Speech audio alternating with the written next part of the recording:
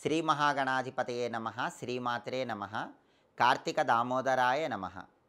ఆధాన్ ఆధ్యాత్మిక వీక్షకులందరికీ శుభాశిస్సులు.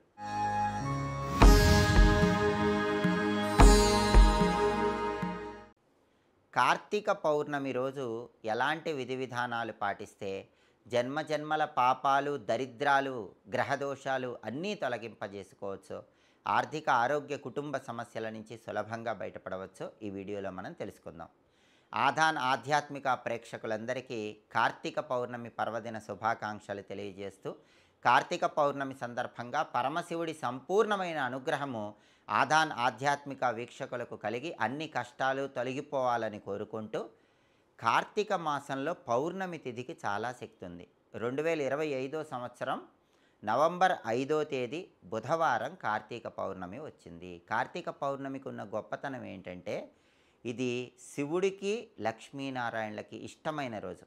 అందరూ కార్తీక పౌర్ణమి అంటే శివుడికి ఇష్టమైన రోజు అనుకుంటారు, కానీ కార్తీక పౌర్ణమి లక్ష్మీనారాయణలకు కూడా ఇష్టమైన రోజు. దానికి కారణం ఏంటంటే, కార్తీక పౌర్ణమి రోజు సరిగ్గా ఉదయం 10 గంటలకి వైకుంఠంలో ఉన్న లక్ష్మీనారాయణలు భూలోకానికి వచ్చి భూలోకంలో వాళ్ళ శక్తిని ప్రతి రావి చెట్టు మీద ఉంచుతారు. అది కార్తీక పౌర్ణమికి ఉన్న ప్రత్యేకత. అందుకే ఎవరైనా సరే కార్తీక పౌర్ణమి రోజు సరిగ్గా ఉదయం 10 గంటలకి మీకు దగ్గరలో ఎక్కడ రావి చెట్టు ఉంటే ఆ రావి చెట్టు దగ్గరికి వెళ్ళిపోండి. ఆ రావి చెట్టు పైన లక్ష్మీనారాయణల శక్తి తిష్ట వేసుకొని ఉంటుంది. అందుకని అక్కడ చక్కగా ప్రమిదలో ఆవు నెయ్యి కానీ నువ్వుల నూనె కానీ పోసి దీపాన్ని వెలిగించుకోవటం, రావి చెట్టు దగ్గర బెల్లం ముక్క కలిపిన ఆవు పాలు పోయటం, రావి చెట్టుకు ప్రదక్షిణలు చేయటం ద్వారా రావి చెట్టు పైన ఉన్నటువంటి లక్ష్మీనారాయణల శక్తి ప్రవేశించి సంవత్సరం మొత్తం సమస్త శుభాలు చేకూడతాయి. అలాగే కార్తీక పౌర్ణమి పరమేశ్వరుడికి ఎంతో ప్రీతిపాత్రమైన రోజు. దీన్ని త్రిపుర పౌర్ణమి అనే పేరుతో కూడా పిలుస్తారు. త్రిపురాసురులు అనే రాక్షసులను పరమశివుడు సంహరించాడు. కార్తీక పౌర్ణమి రోజు దృష్టి దోషాలన్నీ పోవటానికి శివాలయంలో జ్వాలాతోరణం అనే ప్రత్యేక ఉత్సవాన్ని నిర్వహిస్తారు. జ్వాలాతోరణం అంటే ఏంటంటే, శివాలయాల్లో గడ్డిని తోరణాల్లాగా కట్టి వాటికి నిప్పంటించి, శివాలయంలో ఉన్న స్తంభాలకు గడ్డిని తోరణాల్లాగా కడతారు. అలా కట్టి వాటికి నిప్పంటించి శివపార్వతుల విగ్రహాలు ఆ నిప్పుల నుంచి అటు ఇటు 3 సార్లు తిప్పుతారు.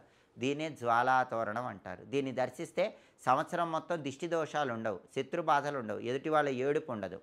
అలాగే ఈ జ్వాలాతోరణం అయిపోయిన తర్వాత, ఆ గడ్డి కాలిన తర్వాత ఆ బూడిదను నుదుటన బొట్టులాగా పెట్టుకుంటే అది జనాకర్షణ కలిగింపజేస్తుంది. కాబట్టి అందరూ శివాలయంలో జ్వాలాతోరణం దర్శనం చేసుకోవాలి.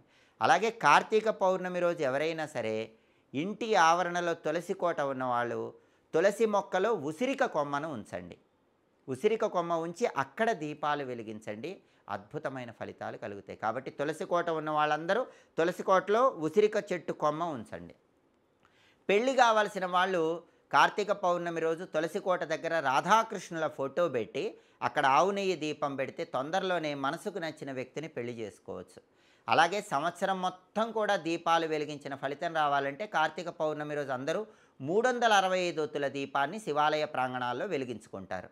శివాలయ ప్రాంగణంలో వీలు కాకపోతే మీ ఇంటి ఆవరణలో తులసి కోట దగ్గర అయినా సరే 365 ఒత్తుల దీపాన్ని కార్తీక పౌర్ణమి రోజు వెలిగించుకోండి.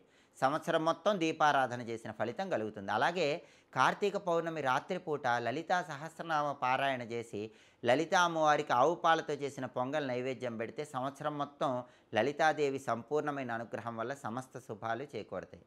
అలాగే జన్మజన్మల దరిద్రాలు పోవాలంటే, శ్రీమంతులు అవ్వాలంటే, ఐశ్వర్యం రావాలంటే కార్తీక పౌర్ణమి రోజు ఉసిరికాయ ఎవరికైనా దానం ఇవ్వాలి.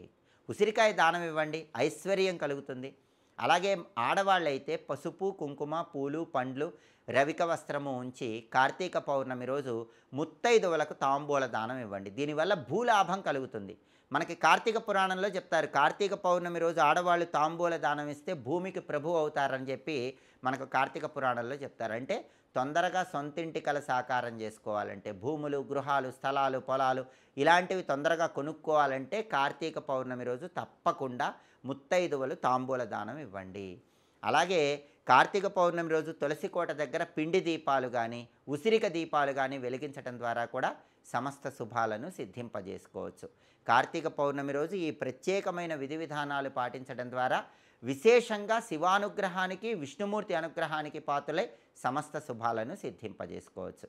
ఇంకా ఇలాంటి ఆసక్తికరమైన విశేషాంశాలు తెలుసుకోవాలంటే ఆధాన ఆధ్యాత్మిక ఛానల్ని తప్పకుండా సబ్స్క్రైబ్ చేసుకోండి. సర్వే జనాః సుఖినో భవంతు. స్వస్తి.